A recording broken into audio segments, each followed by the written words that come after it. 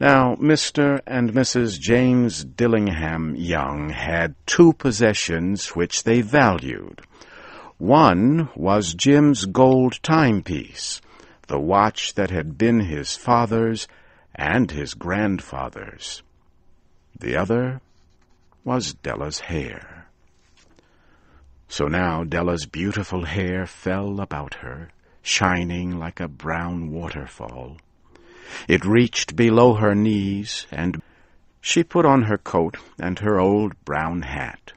With a quick motion and brightness still in her eyes, she danced out the door and down the street. Where she stopped, the sign read, Madame Sophronia, hair goods of all kinds. Della ran up the steps to the shop, out of breath. "Will you buy my hair?" asked Della. "I buy hair," said Madame. "Take your hat off, and let us have a look at it." Down came the beautiful brown waterfall of hair. $20, said Madame, lifting the hair with an experienced hand. "Give it to me quick," said Della.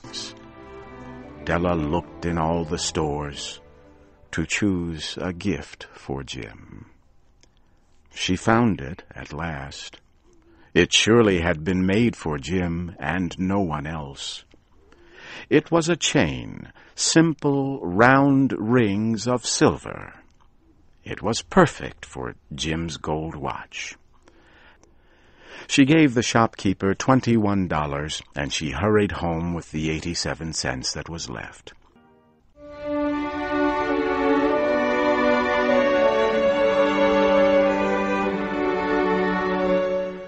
The door opened and Jim stepped in. His eyes were fixed upon Della. "You have cut off your hair?" asked Jim, slowly, as if he had not accepted the information, even after his mind worked very hard. "Cut it off and sold it," said Della. Jim seemed to awaken quickly and put his arms around Della. Then he took a package from his coat and threw it on the table. "Do not make any mistake about me, Dell," he said. "I do not think there is any haircut that could make me like my girl any less. But if you will open that package, you may see why you had me frightened at first." White fingers quickly tore at the string and paper. There was a scream of joy, and then, alas, a change to tears and cries, requiring the man of the house to use all his skill to calm his wife.